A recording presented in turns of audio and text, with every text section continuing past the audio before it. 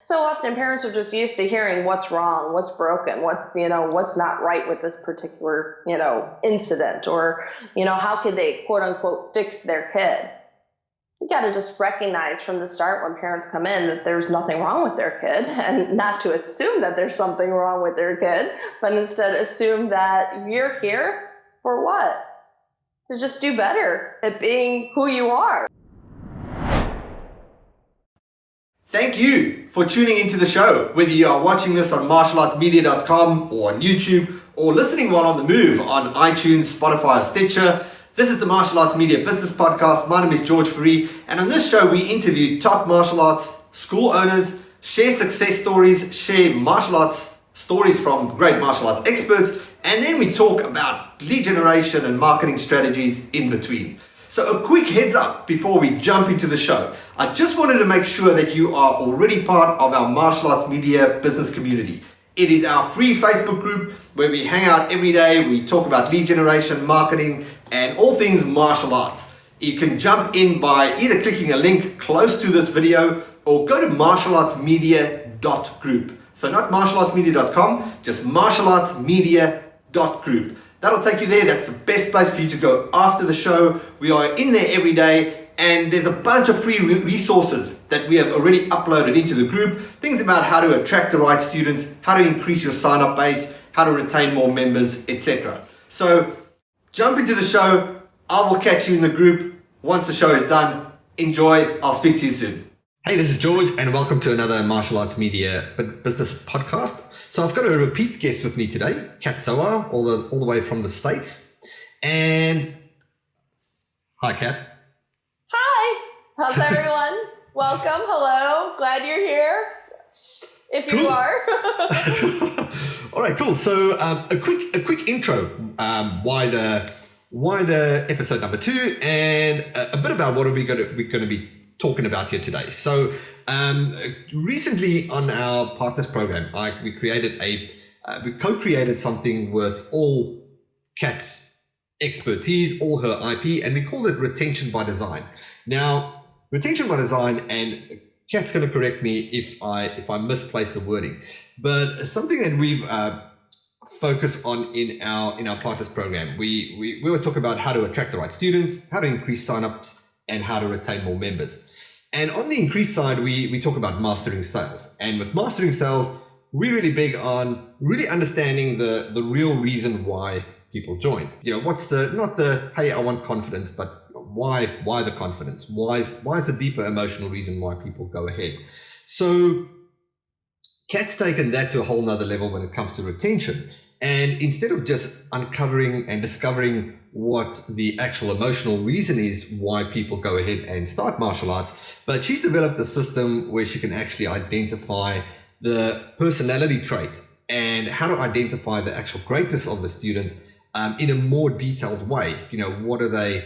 Are they good at competition? Would they make a potential instructor, and so forth? So I'm not gonna reveal too much from that.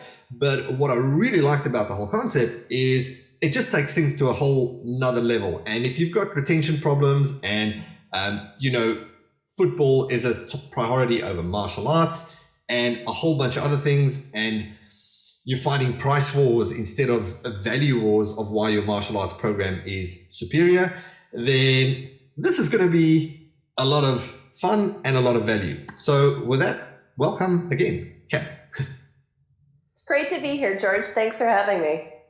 Cool. So just for a quick 2-minute quick intro, just for if anybody hasn't listened to the first episode, just give us a quick rundown. Who is Kat?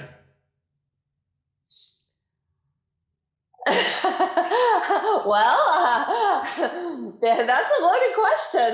Kat is a person who has a marketing company that focuses on helping martial arts schools with their member engagement. And member engagement is probably a lot of my contribution to the martial arts industry, and helping members helping martial arts school owners not just sign up new members, but most importantly, keep those members and keep them not just coming to classes, but keep them showing up happily and referring their friends and family members to their martial arts schools. So a lot of what CAT is a little special twist on taking a look at our relationships that we have with our students and how to be able to best serve our members, not just in a sense of giving things, but most importantly in a sense of what they're able to receive by taking part in the martial arts class. So pretty much a combination of the martial arts business along with being a martial artist myself for over 30 years and a practitioner of the arts. This is something that I have a good sense of direction on, where martial arts instructors and well-meaning school owners tend to put more emphasis in certain areas, where if they were to shift some of that focus and attention to keeping their students through different things and not just teaching great classes, but also the process of which they help them develop personally and give them that personal development aspect in their program, they could actually do a lot less recruitment than what they may believe is necessary. So in the long run, it saves them a lot of that effort that goes into the ads and goes into the marketing and goes into the arduous task of getting new signups each and every day. So it definitely saves a lot of gray hairs from showing. So awesome. So let's break it down to, where does, let's start with just the problem of this. Like, where does things go wrong with member engagement? Well, if I had to pinpoint, I always use this expression: member engagement is the opposite of customer service. Customer service waits for a problem to happen and then figures out, well, now what can we do to make it better or fix it? Member engagement eliminates the need for customer service because we try to preempt whatever that problem may be and just stop it from ever forming and ever, even becoming an issue. So member engagement truly is almost, if you had a crystal ball and you're looking into it and you were saying, oh, if that's the path for this new student that I have, I want to be sure that that thing that I just saw come up in my vision doesn't happen. Or if that could be the ultimate outcome for this particular student, I want to ensure that that's exactly what their experience is going to be. So it's almost like a fortune teller, if you will, looking into the crystal ball for the life journey of a martial arts student. And the truth of the matter is, here I am, I'm going to go off on a tangent, because I guarantee my instructors never would have expected the fact that I, the geeky little 6-year-old, girl that signed up for martial arts classes, would have been as invested into martial arts training as I am today.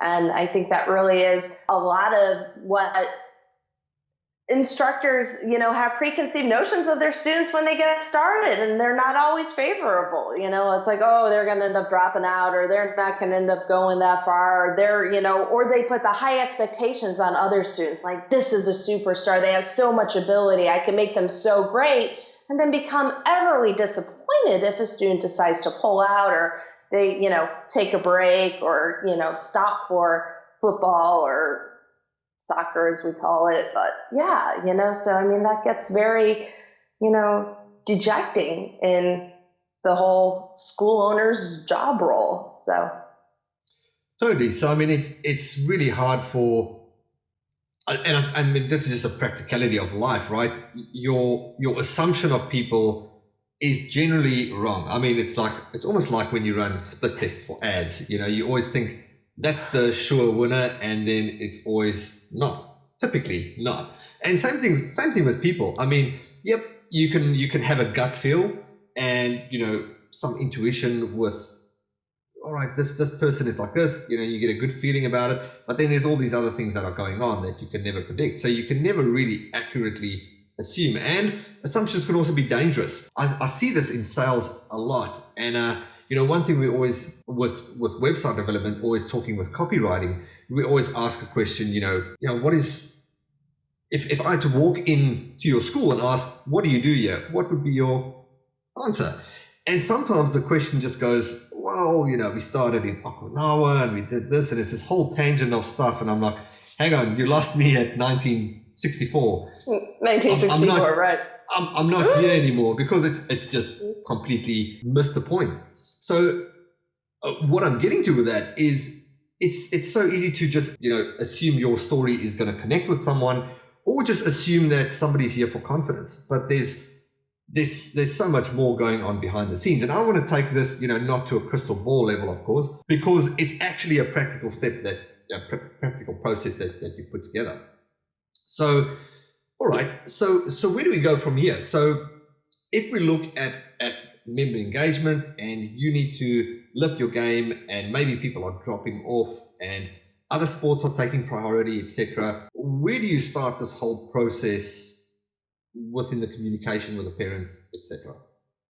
Great question, George. And, everything you've said so far has been completely spot on with your analysis of where people, well, what do you guys do? What do you accomplish? And I think that is exactly where most school owners drop the ball, is because they want to put someone on a trial membership, or they want to just get them enrolled on something. And before that, they're so eager to sign them up on a program, or say, I got one, and get it, celebrate that success. One of the most important areas to learn about the student is day one. It's on the intake process. It's the day you ask them to fill in a liability waiver form and permission slip to try a first class with you.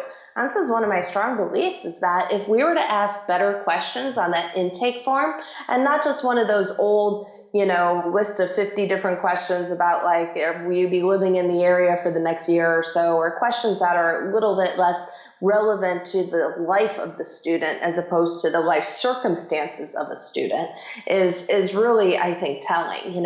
How often is it that martial arts instructors ask a parent of, say, a child that's the age 5, 6, 7 years old, what kind of a friend is your student? What kind of a friend is your child? How does he get along well with others? How does he participate in group activities? These seem to be very reasonable questions for a future educator, a teacher, a martial arts instructor to learn and to know, especially from a parent's perspective, before they begin teaching the student.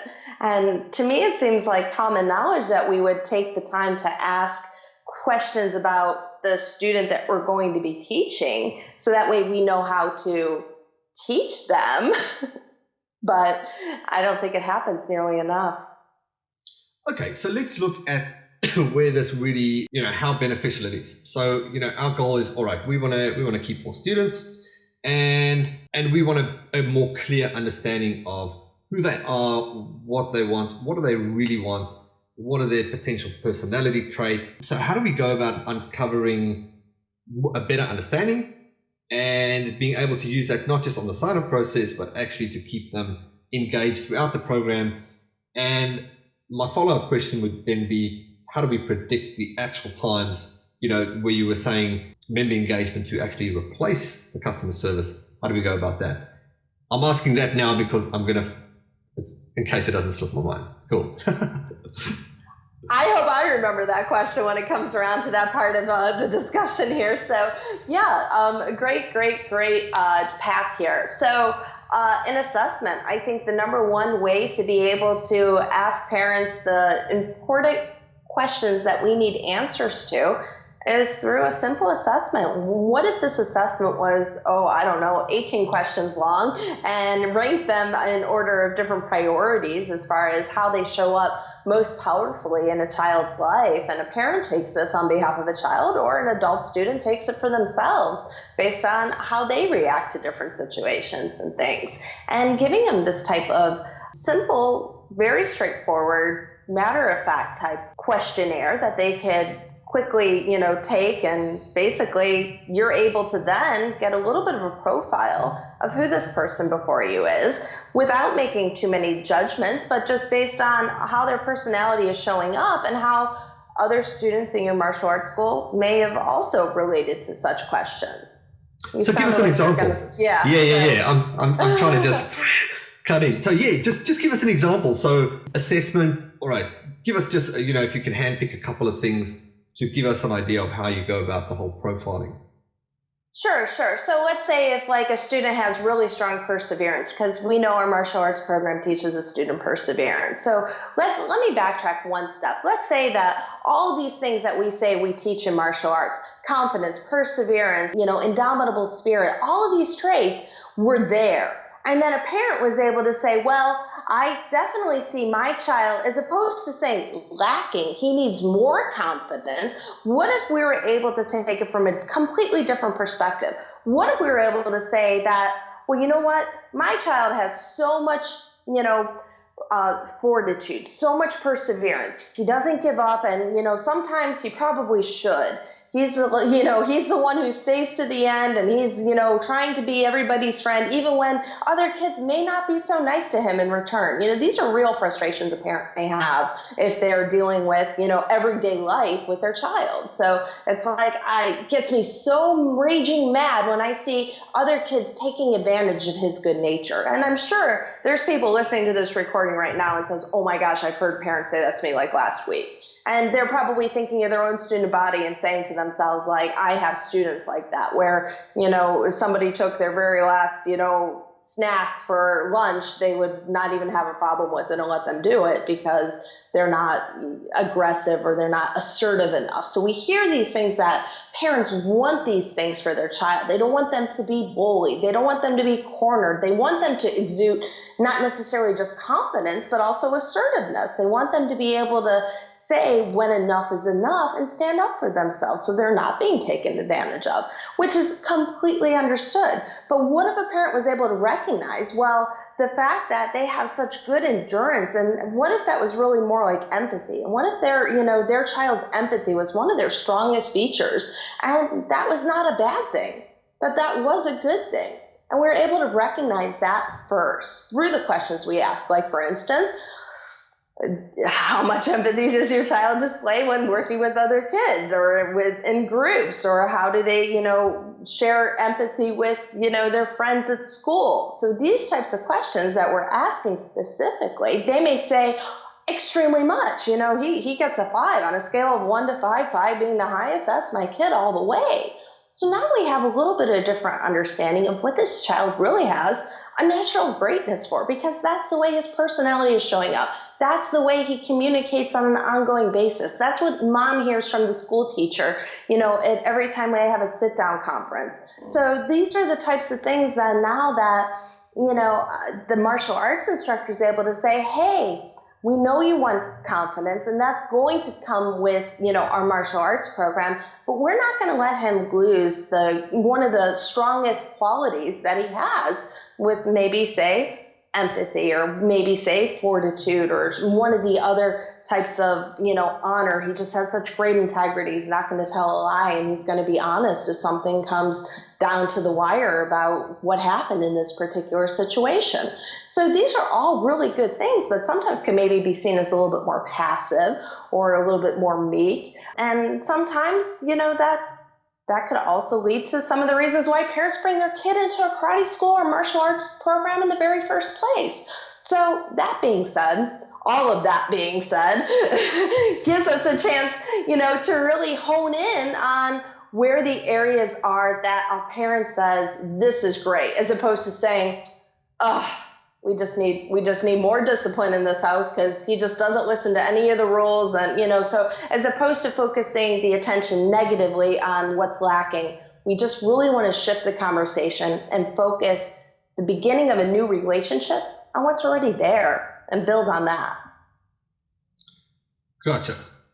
Okay. And there was another part that you wanted me to remember, and I lost me. So yeah, so that's awesome. So what I was getting at then was predictability of, all right, so we know in the program, and maybe this is a question down the line actually, because there's so much gold and we can so much focus more on what we've just discussed here.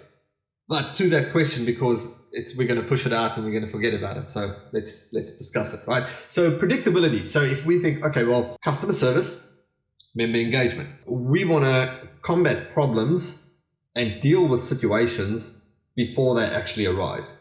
So how do we go about looking at that journey and saying, okay, well, white to black, let's just call it that. For example, we know in the next 3 to 5 years, or whatever the journey is, longer if it's jiu-jitsu, etc., that's going to be the journey of the student. And there's going to be some holes, there's going to be some obstacles where the student's going to want to quit, lose interest, etc. How do we go about that? That's a big question. That really is. So this might be a little bit of a more lengthy, response to it as well. But in all fairness, with time and our listener schedules here, let me address that this way. There's not a roadmap in any martial arts student's journey. There's a destination where X marks the spot, and if that's black belt, we know that that's what the goal is. For a student that we want as martial arts instructors to see our students achieve. But until that goal is also the student's goal and the parent's goal, we have a three-way obstacle. So we can't just be pushing someone. The student has to want it. We can't want anything for our students more than our students want it for themselves. Now, I didn't say it, I just probably said it better. I wasn't the first person to quote that. But the truth of the matter is, if our students and our parents of these students don't want black belt just as much, they're not going to get it. They're not going to get it. So part of member engagement is really listening to find out what the outcome is that a student is looking for, and make sure that we're able to not just deliver that, but find out what the next outcome is going to be as well too. And through something like the assessment, where we know where a person's natural tendency tends to be strong, we can actually say, well, you know what, given this amount of fortitude that your child has and that perseverance, we're running a boot camp session where it's going to be a 4-hour training day, but he's got the makeup. He's going to be great for this. This type of, rank advancement camp, or this type of workshop that we're going to do, or this intensive training for a competition team maybe, is going to be right up his alley. This is going to be something he's going to do so great at. And because he's in it for, has that grit, has that, perseverance that he's showing naturally, that it's there, it's within him. That's something now that we could take and expand over the course of yellow belt, green belt, blue belt, purple belt, red belt, black belt, and make that grow with him. Because, just because, oh, great, this is, parent comes in, they want confidence, we show them confidence, they said, thank you very much, have a great day. We were able to do that in 2 weeks. Oh, that was worth it, and then you're done. But wait a minute, because, why? Because we tried to show up with something that wasn't necessarily already there, right? We tried to show them or give them something that we were able to throw at them or help them develop or help them gain, but we negated the fact that they already came prepared with something. And that greatness they came prepared with is going to give us so much longer of a road to be able to work with, and to be able to naturally appeal to what it is the child's already doing well at, and the parent recognizes, already on board with, keyword, they're already in alignment that yes, this is one of the greatnesses in their child. This is something they really excel at. You tell me what parent wants their child to fail, and just fail miserably at anything that they do, and then not only wants them to fail miserably at what they do, wants them to do that consistently for about 3 to 5 years. No, we make this into such a struggle. And that's where I think so many disconnects are going on with martial arts school owners, because they see things as, oh, this is our curriculum, this is the way it has to be, this is everything that needs to be taught. But sometimes they miss the fact that, well, the student's probably not going to be ready for that after, just 2 classes, 6 classes, 8 classes. Every student is not identical now, but the instruction's so great, they're always going to be ready that way. That isn't necessarily the case either. So by giving them the proper instruction, where we recognize areas of greatness, let's say perseverance for one, they're able to then now suggest with confidence, hey, our competition team requires a lot of perseverance from our competitors, and it takes a little bit of commitment on the parents' part too. So I'm guessing if your kid has all that perseverance, you probably have a little bit of it, up your sleeve too. So we're going to recommend that he gives, tryouts a chance. Is that something you'd be interested in? Because he looks like he's got a lot of talent and a lot of ability to grow with that. If they say, yes, great. And now this is something that's able to move them in the direction of continuing on. So it isn't necessarily just setting the goal of black belt, but also giving them something that does resonate with them and that is worthy of their journey. So how do we overcome, though, and take the predictions with the crystal ball and different things in the membership process where a student may want to stop or may want to take a break? We always revert back to what the what the initial goodness was in their child from the start, and recognizing that, and recognizing where they're going with that, and recognizing the progress that area is making. Not so much about the areas of deficiency, but more so about the areas of progress and about the areas of growth. It's like, not only was he great at something like this when he came in, but look at how much better he's getting at it. And wow, do you see how that transfers over now to A, B, and C? So we're never, so sometimes it's kind of funny. It's like martial arts instructors want to get to 100%. Like, say this is 100% right here, and they say, well, the best way to get to 100% is not to go from the 98th percentile to make it 2% higher and get there, but what's the area where it's like 2, 4, 6%? Oh yeah, the area that's 4%. I want to start here and really make it go all the way up. Why such an uphill battle? If the goal is to get to 100%, I want to find out where are we at 90, like I don't want to have to go 100 degrees to be able to get there. I want us to be able to go from 95, 96, and whoop, there we are. Look at what we just did. But it's just an easier way to be able to show people, and then most importantly, instill that type of success in our students through the journey, that they also enjoy the process. So sometimes it's counterintuitive what's easiest to be able to deliver with our programs. So. Yeah, so I mean, there's two paths really. There's the linear path, and then there's the personalized path. The linear path is, there's some bumps in the road, and we know that, all right, typically when student goes from this to this, there's a drop off, or this type of season might affect it, or change in school, going into teens, all these things. So that's sort of the linear path of the constants that you can predict. But then what you can't predict, and what we're talking about here, is the focusing on the higher level, the outcome, the individual path of the student. Where are they at in their journey? So taking it to that point, it's almost like saying, well, all right, here's the outcome that we want. Here's the outcome that the individual wants. That's what they want. Now, here's martial arts. How do we form the glue? What's the glue that's going to keep these two together? And when Johnny here goes off path and loses sight, now we can sort of come back and say, well, okay, Johnny wanted to be here. How's that going? Not here yet. Oh, not there yet. Okay, so let's backtrack on that. So sometimes it can be also, I guess, reminding of the, where they are at and what they actually wanted, and are they there yet? What's your take on that? Well, evaluation and communication always has to be part of the growth process, period. So recognizing where a student begins, recognizing where a student ends somewhere through after a belt promotion maybe, having sit-downs with parents and open communication about how the program's working in their life.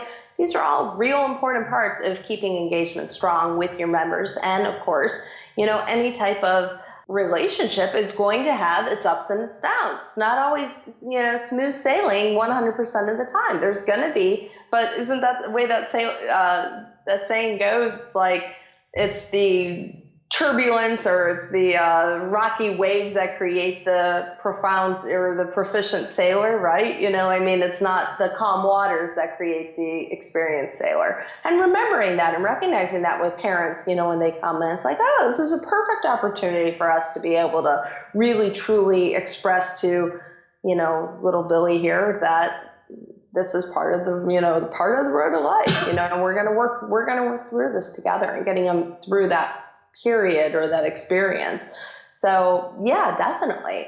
But also recognizing that so often if there's a problem, their teachers are going to address it like, oh, she just won't keep her hands to herself. She touches and smacks the kid next to her all the time. And who cares if he keeps pulling her hair, but she needs to learn to keep her hands to herself, right? So it's whatever the situation is. So often parents are just used to hearing what's wrong, what's broken, what's not right with this particular, incident, or, how could they quote unquote fix their kid? You got to just recognize from the start when parents come in that there's nothing wrong with their kid, and not to assume that there's something wrong with their kid, but instead assume that you're here for what? to just do better at being who you are, right? I mean, I don't want to change you when you come in for martial arts classes. And I think this is where we really have a disconnect a lot of times with the enrollment process, because somehow martial arts instructors get this idea that, well, in order for me to do well at my job, I have to completely transform and change who you are as a person, or make you into something completely different than what you are. And I don't think that's what parents want either. Just because they come in with a concern or a problem or a reason doesn't mean that reason needs to be 100% of the focus of the entire relationship ongoing. So to refer back to say, oh, well, he didn't have confidence, now he does, I'm a superstar, stay with me for the next 6, 7, 8 years, that's not necessarily the path to success, but instead recognizing, since your child did so great with ABC, since your child does so good already with this particular element, I know he's going to find a lot of success with this and this and this. In fact, this is the reason why our instructor over here, Mr. Jojo, or whatever his name is doing what he's doing today in teaching classes, because he was quite similar. So recognizing that, the process to growth isn't always the path of most resistance, but instead the least resistance, and recognizing areas of, personal development that we could see for ourselves as martial arts instructors.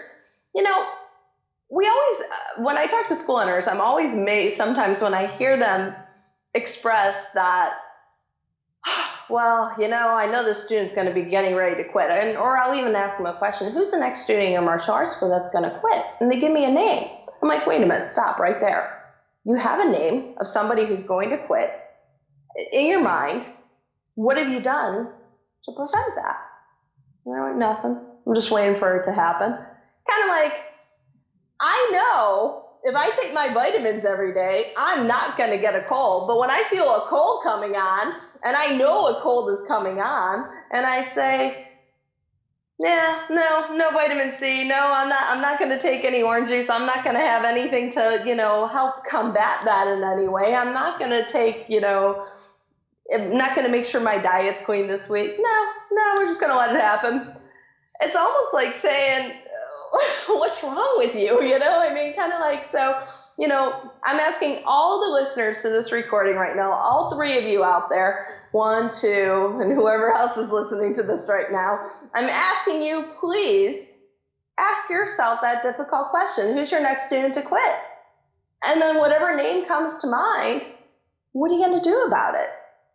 What are you going to do differently?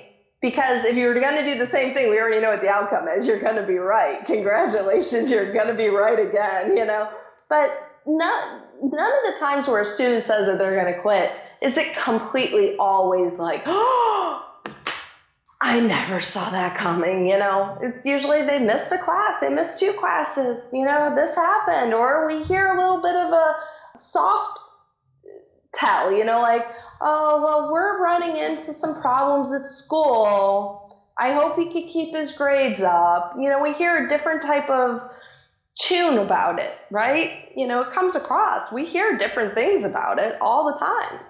So instead, a parent comes in and says, oh, well, we're running into some problems at school. We're going to have to do something, we're going to have to stop karate so he can focus on his schoolwork. Well, when has that ever been known to help?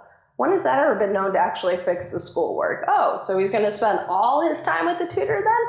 Oh, you know what? Actually, helping him excel at something that he's great at, like, oh, I don't know, martial arts classes, is going to be great for his confidence to continue while he tries to improve at school. So we're going to take the one thing he's struggling the most at right now and make that 100% of his concentration and focus? How would a parent do with that? If you were to say to a parent, well, okay, well, let's just go ahead and tell you the only thing you could do 100% of the time is work on that one project you've been procrastinating on for the last year, how are they going to feel about that? Their reaction is probably going to be about the same, like, well, yeah, everybody needs a healthy outlet. Everybody needs some way to be able to, feel good. So we just recognize where that shows up. I Hope Cool. that helps.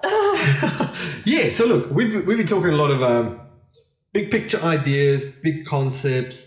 I want to quickly make this practical because, like, super practical. Because, and one thing when we did the thing for our partners, the retention by design, we broke it down as in a process, right? Because let's be real. This is a simple conversation or simple listening for a lot of people, but for a lot of school owners, this might be like next level, over the head. You know what I mean? It's like, all right, I get the concept, but now what? You know, like what? How do I actually make it a thing? And so you've made it really practical in a way of going from assessment to actually identifying I say personality trait, but the greatness, their inner greatness, and that whole concept as in a process. So walk us through that, how that works. Like, how do you go about it? Yeah, that's a really tough question to verbalize since it's so heavily based on visual aids. And unfortunately, I don't have my brochure with me right now. But one of the things that is really important is after we take the assessment, we do an evaluation of the assessment. And the assessment's easily broken down into 6 different categories or 6 different areas. And each one has a rank of up to 5 points per section. And basically what we're looking for is out of 3 areas, which I refer to as our centralized qualities, we also have 3 contributing qualities. Every centralized quality is going to get matched with 1 contributing quality. And when these 2 come together, a centralized quality and a contributing quality, they make a butterfly. And so we call these butterfly themes. Well, each student has a unique butterfly theme. And there's 9 different butterfly themes a student could actually fall under. And now these particular themes aren't my creation as far as how they show up, but instead science. It's different learning styles. It's the way that students learn best or tend to do best in certain environments. Some students just tend to do better visually. Some students tend to do better by hearing the instructions broken down step by step by step.